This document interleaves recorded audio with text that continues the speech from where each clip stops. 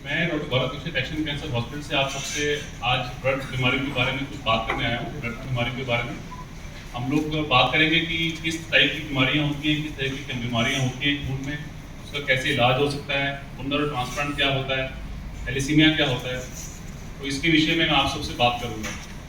तो मोटा मोटा हम लोग बात करें तो खून में दो टाइप की बीमारियाँ होती हैं, या तो कैंसर है या नॉन कैंसर है। नॉन कैंसर मतलब होता है कि खून कम होना, खून ज़्यादा होना, प्लेटलेट कम होना, ज़्यादा होना। एक तरफ होता है ब्लड कैंसर, जो कि एक खतरनाक बीमारी भी हो सकती है। सेकंड स्पेक्ट्रम होता है कि खून कम होना, ज़्यादा होना, इसको हम लोग ब्राइन डिसऑर्डर बोलते हैं। तो ये दो तरीके के ब्लड की बीमारियाँ होती हैं। ब्लड कैंसर भारत में काफ़ी कॉमन है। हमें सबको पता होता है कि स्तन कैंसर, जैसे लंग कैंसर, इसके बारे में तो फिर भी कुछ जागरूकता है, और ब्लड कैंसर के बारे में ज़्यादा जागरूकता भारत में नहीं है, क्योंकि ये इतना कॉमन नहीं है जितने बाकी कैंसर होते हैं। मैं आगे आपसे बात करूँगा कि ये कितने केस होते हैं इंडिया में, कैसा है। पर ब्लड कैंसर के विषय में भी जागरूकता होना उतना ही आवश्यक है जितना कि बाकी कैंसर के बारे में। ब्लड कैंसर ब्लड में, बोन मैरो में और लिम्फ नोड में, ये तीन जगह होता है। लिम्फ नोड होती है हमारे शरीर में ग्रंथियां, जो कि हमारे शरीर को इन्फेक्शन से बचाती है। तो इन सब के कैंसर को हम लोग ब्लड कैंसर बोलते हैं। ल्यूकीमिया जो होता है, मतलब खून का कैंसर, वो बच्चों में सबसे कॉमन कैंसर होता है। 30 साल की उम्र तक ल्यूकीमिया काफी कॉमनली या आमतौर पे देखने में पाया जाता है। दूसरे कैंसर होते हैं लिम्फोमा या मल्टीपल मायलोमा। मल्टीपल मायलोमा आमतौर पे एडल्ट एज, मतलब 60 ईयर या 65 साल की एज में हम लोग देखते हैं। बच्चों में मल्टीपल मायलोमा नहीं होता। तो तीन टाइप के ब्लड कैंसर होते हैं। ये भारत में जो कैंसर है उन सब की इंसिडेंस के बारे में एक चार्ट है। ये WHO का चार्ट है। इसमें ये दिखाया गया है कि जो ब्रेस्ट कैंसर है वो सबसे कॉमन कैंसर है इंडिया में। आप शायद देख पा रहे हो, ये वाला जो ब्रेस्ट कैंसर है ये सबसे कॉमन है। सबसे ज़्यादा केस भारत में इसके होते हैं। सेकंड नंबर पे आता है ओरल कैविटी, क्योंकि हम सबको पता है कि भारत में जो गुटखा खाना या स्मोकिंग काफ़ी कॉमन है, काफ़ी गांव में काफ़ी लोग करते हैं, तो इसलिए ये भी काफ़ी कॉमन कैंसर है। दूसरे नंबर पे इसी का नंबर आता है, लिप एंड ओरल कैविटी।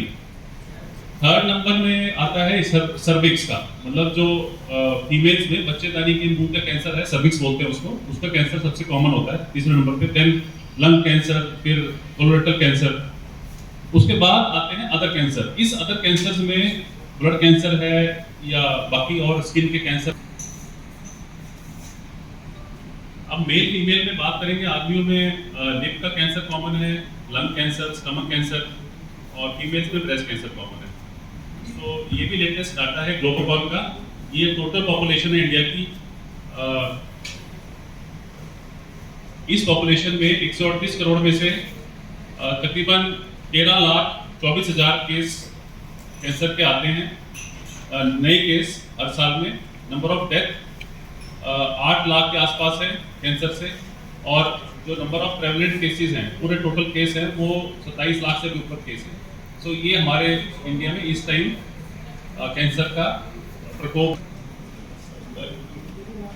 तो ये उसका सबका डिटेल है। ये स्लाइड आप ज़्यादा डिटेल में मत जाइए, पर ये बताना मैं चाहता हूँ कि इसमें नंबर ऑफ केस लिखा हुआ है। ग्लोबोकॉन WHO की वेबसाइट से हर कैंसर के इंडिया में कितने केस हैं, ये सब कुछ इस स्लाइड में लिखा हुआ है। तो मैं ब्लड कैंसर के ऊपर थोड़ा फोकस करूँगा। ल्यूकीमिया नंबर 8 या नंबर 9 में आता है, मतलब पहले टॉप 10 जो कॉमन कैंसर है, सबसे कॉमन कैंसर इंडिया में, उसमें ल्यूकीमिया यानी ब्लड कैंसर का नाम आता है। उसके बाद मल्टीपल मायलोमा, हॉजकिन लिम्फोमा या नॉन हॉजकिन लिम्फोमा, इस सब कैंसर के नाम आते हैं। तो ब्लड कैंसर इतना कॉमन नहीं है, पर ये पहले 10 जो है कैंसर उसमें इसका नाम आता है। इंपॉर्टेंट चीज़ ये है कि ये पूरी तरह क्योरेबल होता है, मतलब अगर हम इसको टाइम से पकड़ लेते हैं तो अधिकतर केसेस में इसका पूरा ट्रीटमेंट हो जाता है। स्पेशली जो नॉन हॉजकिन लिम्फोमा है, हॉजकिन लिम्फोमा, मल्टीपल मायलोमा, इसमें हमारा जो पर्पस है वो पेशेंट्स को क्योर करने का होता है। इसमें हमें कोई मतलब जैसे कहते हैं हम लोग, सिर्फ लाइफ प्रोलॉन्ग करने का हमारा पर्पस नहीं होता। हमारे पर्पस इसका ये होता है कि उस पेशेंट को जड़ से बीमारी को निकालना है। ल्यूकीमिया एक डेंजरस बीमारी होती है, और स्पेशली जो ल्यूकीमिया की कुछ टाइप यानी AML, उसका ट्रीटमेंट डिफिकल्ट, जटिल और महंगा भी होता है। उस केसेस के लिए बोन मैरो ट्रांसप्लांट का इस्तेमाल किया जाता है। तो ये सारे कैंसर इंडिया में कॉमन है। इंडिया में भारत में तीनों जो ब्लड कैंसर के टाइप्स में 3 कैंसर के टाइप्स होते हैं ब्लड कैंसर के, उसमें lymphoma is the most common. Lymphoma सबसे कॉमन है, फिर ल्यूकीमिया एंड मायलोमा। ये 3 टाइप के कैंसर इंडिया में कॉमन है ब्लड कैंसर।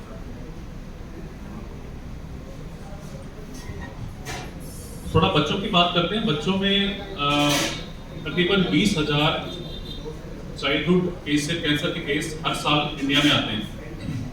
उसमें से तकरीबन 15,000 केस होते हैं ALL के, एक्यूट लिम्फोब्लास्टिक ल्यूकीमिया। ये हमारे लिए जानना बहुत ज़रूरी है, क्योंकि ये जो कैंसर होता है ये पूरी तरह ठीक हो जाता है अगर बच्चे में टाइम से पकड़ा जाए।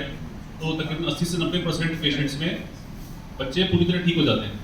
इसका इलाज सिर्फ कीमोथेरेपी से होता है। और अगर हम आज से 50 साल पहले की बात करें तो सिर्फ इस बीमारी में सर्वाइवल होता था कुछ महीने का, मतलब 2 महीने 3 महीने। परंतु इसमें इतना इंप्रूवमेंट आया है कि अब हम इसमें क्योर की बात करते हैं। इसमें हम लोग बात करते हैं कि कैंसर को हमें जड़ से निकालना है, उसको ठीक करना है बच्चे को, ताकि उसकी लाइफ नॉर्मल हो। सिम्टम क्या होते हैं सर इसके बच्चों में? हाँ, सिम्टम्स के बारे में बात करें, काफी अच्छा क्वेश्चन पूछा आपने। सिम्टम्स के बारे में बात करें तो मोस्ट कॉमन, जो सबसे कॉमन सिम्टम होता है वो होता है फीवर, बुखार। बुखार के साथ साथ इन्फेक्शन प्लस खून की कमी होना। खून की कमी होने के साथ साथ जो बच्चा होता है वो कमजोर हो जाता है, उसमें वीकनेस आती है, वो चलना फिरना कम कर देता है, खाना पीना कम कर देता है। प्लस साथ में तीसरा सिम्टम होता है ब्लीडिंग, मतलब जो इसमें प्लेटलेट काउंट पे इफेक्ट पड़ता है। खून में जो हमारे एक तो लाल खून है, एक सफेद खून है, एक प्लेटलेट है। तो प्लेटलेट की कमी से ब्लीडिंग के चांस बढ़ जाते हैं। तो इन्फेक्शन, अनीमिया और ब्लीडिंग, ये 3 टाइप के सिम्टम्स सबसे कॉमन देखे जाते हैं इसमें। प्लस बॉडी पेन, हड्डियों में दर्द पड़ा होता है, बच्चे को आप कहीं भी हाथ लगाएं तो उसको लगेगा कि बहुत दर्द हो रहा है। तो ये सिम्टम्स अगर आते हैं, प्लस बहुत तेजी से आता है, जैसे कि 1 हफ्ता पहले बच्चा बिल्कुल ठीक होगा, बोलेगी उसकी मदर बोलेगी कि एकदम से उसको ये सब कुछ सिम्टम शुरू हो गए। तो ऐसे केस में हम ब्लड चेक करते हैं, ब्लड में सारा खराबी मिलती है। तो सिम्टम्स बहुत छोटे टाइम में आते हैं, काफ़ी एग्रेसिव बीमारी होती है। और अच्छी बात यह है कि इसका ट्रीटमेंट अच्छा होता है। अब हम बात करते हैं कैंसर के कॉज के बारे में। अधिकतर कॉज जो होते हैं वो हमें पता नहीं होते हैं कि किस कारण से कैंसर हुआ।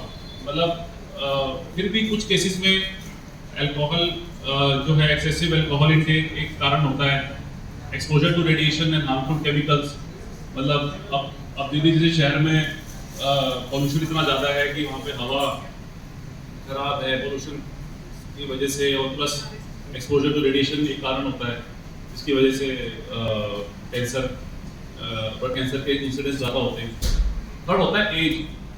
अब जो खून के कैंसर होते हैं उसमें जैसे मल्टीपल मायलोमा होता है, वो एल्डरली एज में ही होता है, बड़ी एज में ही होता है।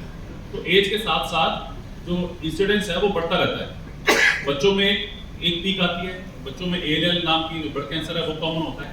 एल्डरली में जो 40-50 ईयर्स के आसपास मल्टीपल मायलोमा नाम की बीमारी कॉमन हो जाती है। सो एज के साथ साथ इंसिडेंस बढ़ती रहती है। तंबाकू हम सबको पता है, हमने देखा कि जो ओरल कैंसर, लिप कैंसर हैं वो कितना कॉमन है इंडिया में, क्योंकि तंबाकू और जो खैनी खाने का जो प्रथा है वो काफ़ी हम देखते हैं।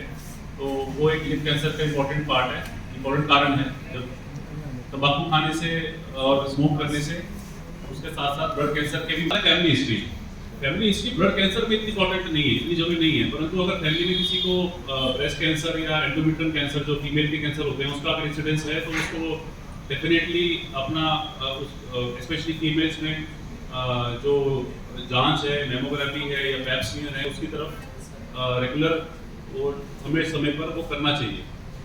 और बाकी खून के टेस्ट भी 40 साल के बाद, हर 5-5 साल बाद वो टेस्ट होने चाहिए, ताकि हम लोग कैंसर को प्रिवेंट करने के बारे में सोच सकें, स्पेशली जिनकी फैमिली हिस्ट्री पॉजिटिव है। हमारी प्रेस कॉन्फ्रेंस करने का जो मेन मकसद ये है, जो मेन पर्पज़ ये है कि हम इसकी लैक ऑफ अवेयरनेस है। ब्लड कैंसर में इतनी अवेयरनेस नहीं है, जैसे आपसे मैंने पहले ही बात की। तो उस चीज़ को अवेयर करने के लिए, उस जागरूकता बढ़ाने के लिए ये हमने प्रेस कॉन्फ्रेंस करी है। अब हम कुछ स्लाइड बात करेंगे कि नॉन कैंसर बीमारियों के बारे में। कैंसर के बारे में तो हमने बात करी, अब हम कुछ बीमारी के बारे में, जैसे थैलेसीमिया के बारे में बात करते हैं। थैलेसीमिया एक काफ़ी कॉमन बीमारी है और इसमें जो बच्चे का खून है वो बनना बंद हो जाता है, खून अच्छे से बनता नहीं है और जो बच्चा है उसको खून बार बार चढ़ाना पड़ता है। अगर उसने सर्वाइव करना है तो अगर हमने उसको जिंदा रखना है तो उसको हमें खून देना पड़ेगा हर मंथ। इसको थैलेसीमिया बोलते हैं। इसमें खून चढ़ाने से बार बार शरीर के अंगों पे असर आता है और उसकी लाइफ स्पैन छोटी हो जाती है। तो thalassaemia major is a very big problem in India. Bharat में इसके सबसे ज़्यादा केस हैं दुनिया में, तकरीबन 1 से 1.5 लाख के आसपास और 42 मिलियन मतलब 4.2 करोड़ कैरियर है।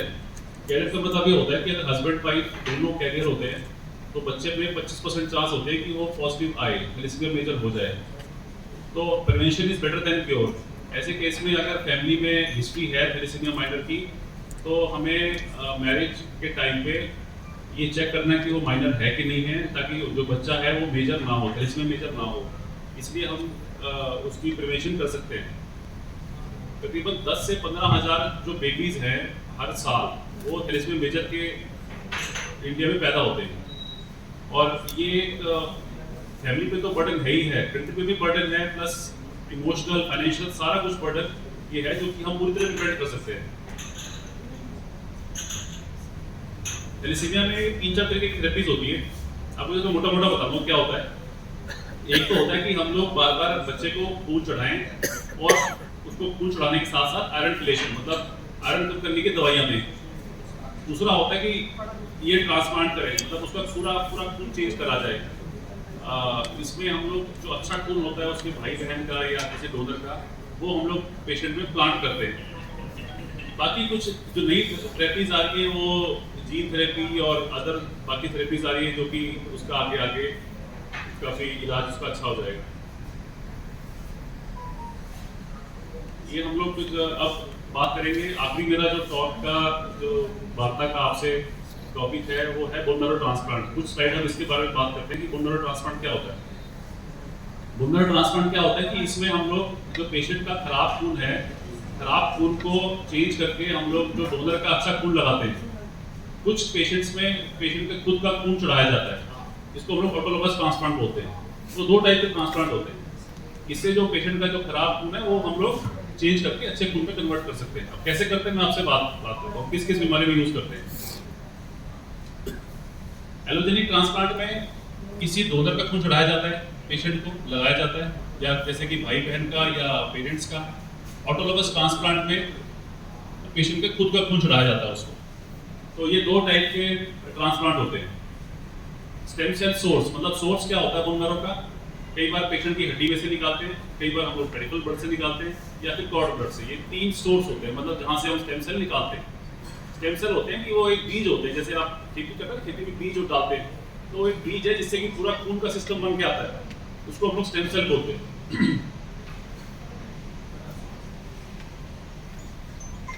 ये है एलोजेनिक ट्रांसप्लांट। इसमें एक रेसिपिएंट होता है, मतलब ये इसको पेशेंट को बीमारी है, इस पेशेंट के लिए डोनर होता है जिससे हम लोग खून लेते हैं।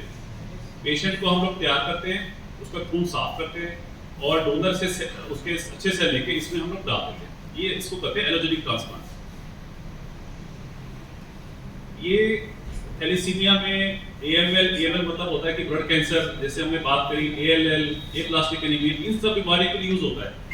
और कई बार तो जो बोन मैरो ट्रांसप्लांट है that is the only ray of cure, hope of cure, मतलब light at the end of tunnel हम लोग कह सकते हैं कि मतलब एक जीवन का एक सिर्फ जो बचाने का, पेशेंट बचाने का एक ही तरीका होता है बोन मैरो ट्रांसप्लांट। नहीं तो जो AML ब्लड कैंसर अगर कीमोथेरेपी से रिस्पॉन्स नहीं करता उसको ठीक होना बड़ा मुश्किल होता है बिना ट्रांसप्लांट के। उसमें हमें डोनर का अच्छा खून लगाना ही पड़ेगा अगर हम चाहते हैं कि पेशेंट अगर जीवित रहे और बच जाए। थैलेसीमिया में ये उतना ही कारगर है। अगर हम लोग टाइम से थैलेसीमिया पेशेंट का ट्रांसप्लांट करते हैं, तकरीबन 80 से 90% जो थैलेसीमिया पेशेंट है वो उससे पूरी तरह क्योर हो जाते हैं। तो इसकी अवेयरनेस बनानी बहुत जरूरी है कि ये भी एक ऑप्शन है। खून चढ़ाने के साथ साथ हम लोग बोन मैरो ट्रांसप्लांट के बारे में भी पेशेंट्स को बता सकते हैं कि ये ट्रीटमेंट ऑप्शन है। ये है ऑटोलोगस ट्रांसप्लांट। इसमें पेशेंट के हम खुद के सेल्स निकाल के और उसी में वापस रीइंफ्यूज कर देते हैं कुछ तैयारी करने के बाद। ये कुछ ब्लड कैंसर जैसे कि मल्टीपल मायलोमा और लिम्फोमास, इन 2 कैंसर्स में हम लोग इस्तेमाल करते हैं। बाकी सब कैंसर में एलोजेनिक ट्रांसप्लांट ही इस्तेमाल होता है। इसमें हम डोनर के सेल्स लेके पेशेंट में डालते हैं। इसमें पेशेंट से खुद के सेल्स होते हैं, जो खुद के बीज होते हैं, आप मान के चलिए। ऑल्दो भारत में इसकी रिक्वायरमेंट तकरीबन 30,000 पर ईयर है। ये एक एस्टिमेट के हिसाब से 20,000 के आसपास पर ईयर ट्रांसप्लांट चाहिए थैलेसीमिया के लिए और बाकी ब्लड कैंसर को क्योर करने के लिए। परंतु जो एक्चुअल नंबर ऑफ ट्रांसप्लांट हैं वो सिर्फ 1000 या 1500 होते हैं इंडिया में, क्योंकि इसके काफ़ी सारे फैक्टर्स होते हैं। एक तो ये है कि हर तरफ अवेलेबल नहीं है। अब बड़े शहरों में ट्रांसप्लांट होता है, बड़े सिटीज़ में ही होता है। और दूसरी बात यह है कि इसका खर्चा बहुत होता है। गवर्नमेंट हॉस्पिटल ज़्यादा इसमें अभी बहुत सरकारी अस्पताल में नहीं अवेलेबल। प्लस ये बहुत लंबा ट्रीटमेंट होता है। लंबा के साथ साथ कई पेशेंट उस तक पहुंचते ही नहीं है, मतलब अवेयरनेस पता ही नहीं होता कि वो एक ये भी ऑप्शन है। सो ओवरऑल काफ़ी कम ट्रांसप्लांट होते हैं, जिससे कि हम लोग काफ़ी पेशेंट्स को क्योर कर सकते हैं। इसके साथ मैं अपनी वार्ता समाप्त करूंगा। 8 मई को वर्ल्ड थैलेसीमिया डे होता है। So 8 May is World Thalassaemia Day. 2 दिन के बाद थैलेसीमिया डे है। ये थैलेसीमिया अवेयरनेस को बढ़ाने के लिए एक दिन रखा गया है, जिसमें कि अलग अलग पेशेंट अवेयरनेस प्रोग्राम चलाए जाते हैं। पेशेंट को अवगत कराया जाता है कि क्या क्या ट्रीटमेंट ऑप्शंस हैं और उनको इसके साइड इफेक्ट्स के बारे में, ट्रीटमेंट के बारे में उनको हम लोग कोशिश करते हैं जागरूक करने का। सो आज की प्रेस वार्ता के जरिए नस काफ़ी कम हो जाएंगे और अगर पेशेंट को किसी को हो भी जाए बच्चे को, तो भी समय से इसका ट्रीटमेंट करने पे पूरा ट्रीटमेंट हम लोग कर सकते हैं। डोनर और ट्रांसप्लांट से जीन थेरेपी भी आजकल आ रही है, तो काफ़ी सारी नई जो थेरेपीज़ हैं वो आ रही हैं, जो कि इसको हम लोग ट्रीट कर सकते हैं। तो टाइप के होते हैं। एक तो होता है कि एग्रेसिव ब्लड कैंसर, एक होता है कि थोड़ा धीरे वाला कैंसर। अब इसको हम लोग बोलते हैं क्रॉनिक ल्यूकेमियास। अब एक्यूट ल्यूकेमिया वाला जो होता है वो तेज वाले कैंसर होते हैं, वो बहुत ही शॉर्ट ड्यूरेशन के होते हैं। मतलब 5-7 दिन पहले आपको पेशेंट बताएगा कि मैं फुटबॉल खेल रहा था या मैं स्कूल जा रहा था, एकदम से गले में खांसी हुई या बुखार हुआ, ब्लड में देखा तो कैंसर निकल गया। बीपी शुगर की बीमारी होती है कि जो आपके थोड़ी बहुत दवाई से ठीक हो सकती है, ऐसी बीमारी होती है। तो स्पेक्ट्रम बहुत इसका लार्ज है। मतलब एक तरफ तो है कि हल्की बीमारी है, एक तरफ बहुत तेजी से बढ़ने वाली बीमारी है।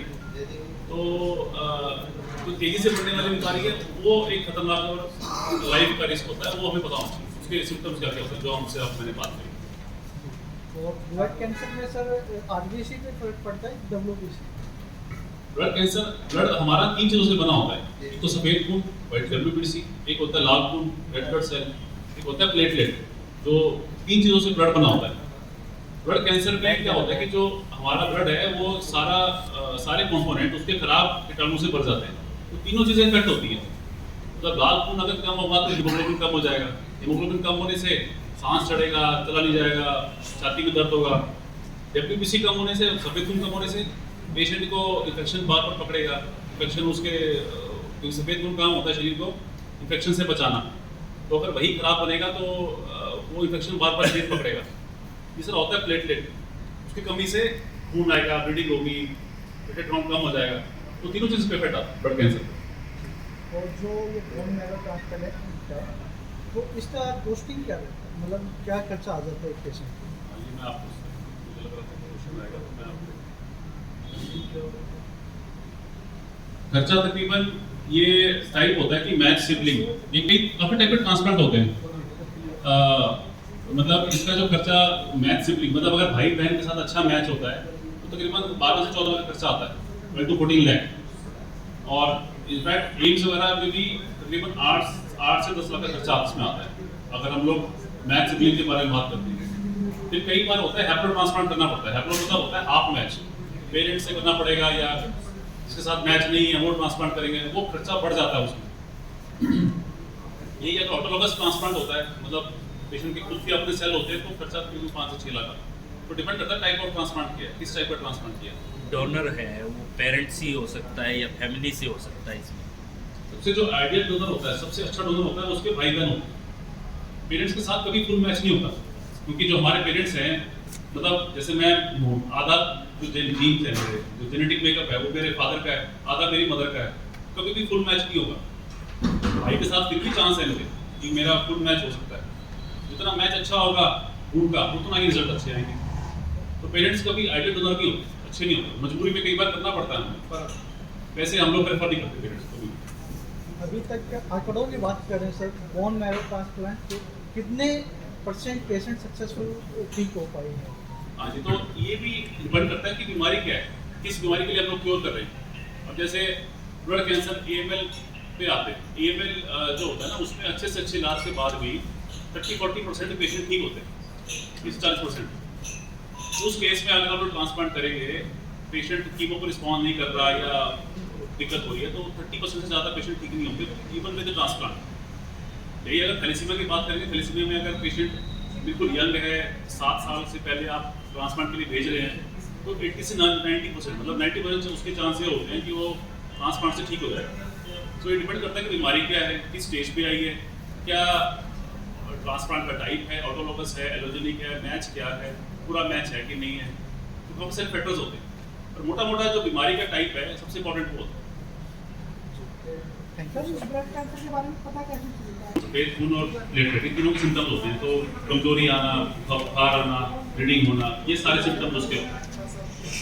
और ये एक सिंपल से ब्लड टेस्ट से पता चलता है। अगर सिंपल सा अगर जैसे CBC का टेस्ट होता है जो हम सारे करते हैं, सबको पता ही होता है कि CBC का टेस्ट है, एक बाहर भी कराओगे 100-200 का टेस्ट होता है, उससे सिर्फ सारा क्लियर हो जाती है जबकि ब्लड कैंसर है। इधर हिंदुस्तान में मुख्य कारण एल्कोहल है, स्मोकिंग है, एज है, फैमिली है, फैमिली हिस्ट्री कई बार होती है, पर ज़्यादातर केस में कुछ कारण तो पता चल नहीं पाता ज़्यादातर केस में। अगर हम बात करें तो कैसे हम लोग सावधान रह सकते हैं सिगरेट कैंसर से? इसमें देखिए ओबेसिटी, स्मोकिंग, अल्कोहल उससे दूर करके रहना है, परंतु फिर भी अनफॉर्चुनेटली कुछ केसेस में कैंसर हो सकता है और किसको होगा ये बताना मुश्किल है। मतलब क्यों किसको होता है मेरे पास इसका जवाब नहीं है, किसको हुआ किसको नहीं हुआ, ज़्यादातर केस में इसका जवाब नहीं है। सर, अक्सर बोला जाता है कि ये स्टडीज अभी आ रही हैं इसके बारे में और मतलब ये एक काफ़ी एक्टिव रिसर्च का विषय है कि जो हम लोग प्लास्टिक के उसमें पीते हैं उसमें जो माइक्रो प्लास्टिक निकलती है वो हार्मफुल हो सकते हैं। इस टाइप का कैंसर उससे होता है कि अभी थोड़ी दूर की बात है, इसमें तो इतना रिसर्च नहीं आया, पर डेफिनेटली हमें उसमें पीने से बचना चाहिए क्योंकि हम सब लोग पीते हैं प्लास्टिक के कप्स में, उसमें तो नॉर्मल कप्स में पीने तो वो बेटर है। नॉर्मल जो होता है हमारे जो घर में होते हैं गिलासों में पीना वो अच्छा है, तो वो अवॉइड करना चाहिए।